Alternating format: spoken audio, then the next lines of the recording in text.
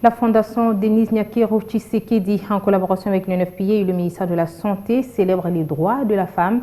Une célébration faite autour d'une conférence débat réunissant les braves femmes qui ont assuré le leadership d'excellence dans la lutte contre la Covid-19. Issues de différents secteurs de la vie en République démocratique du Congo, ces femmes ont chacune énormément contribué pour atténuer les effets néfastes de la Covid-19 sur nos vies. Elles sont médecins, infirmières, sages-femmes, biologistes, journalistes, femmes des sciences et ont fait preuve de courage et de détermination.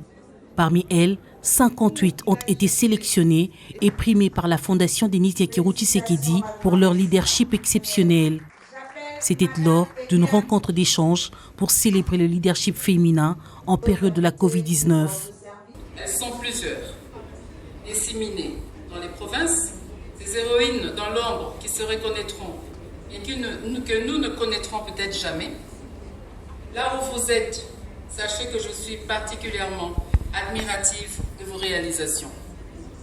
La rencontre de ce jour est l'occasion pour nous de saluer leur leadership et de les encourager à continuer sur cette belle lancée.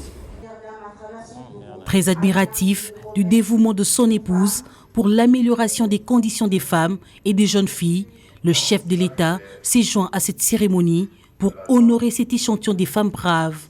Il a, à l'occasion, primé la première dame pour son combat salutaire. À vous, nos chères héroïnes, je vous transmets ici tous mes encouragements et vous exprime ma profonde gratitude quant au rôle salutaire dans la lutte contre la pandémie et votre engagement à faire de l'autonomisation de la femme en République démocratique du Congo une réalité.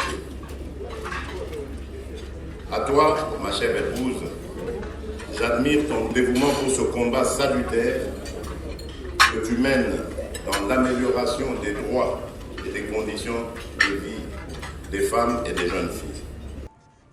Se sont succédés à la tribune le docteur Jean-Jacques Mouyembe, coordonnateur de l'équipe de la riposte à Covid-19, la ministre du Genre, Famille et Enfants, ainsi que le représentant ad intérim du Fonds des Nations Unies pour la population.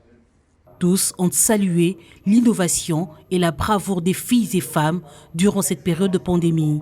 Elles ont fait en sorte que les centres d'accueil puissent rester ouverts aux femmes victimes de violences et elles ont littéralement gravi des montagnes, traversé des cours d'eau pour distribuer les moyens de contraception et autres médicaments nécessaires à la survie des populations.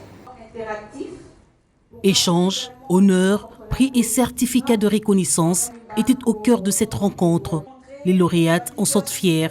Aujourd'hui, j'ai été récompensée pour avoir participé au projet Covid-19 DRC en tant que responsable de la production. Ce projet initié par le professeur Mboesol est pour accompagner le personnel soignant et les personnes vulnérables pendant cette pandémie en leur offrant gratuitement des visières imprimées grâce à des imprimantes 3D. Nous avons eu à prendre en charge en ligne plus de 4 millions de personnes qui ont appelé pour des orientations, pour des questionnements et pour des informations. J'ai été primée en tant que femme leader et je remercie la Fondation ainsi que FNUAP pour ce beau geste. Organisée en marge de la Journée internationale pour les droits des femmes, la Première Dame a encore une fois rappelé son engagement pour l'amélioration des conditions de la femme et de la jeune fille pour un futur égalitaire dans le monde de la Covid-19.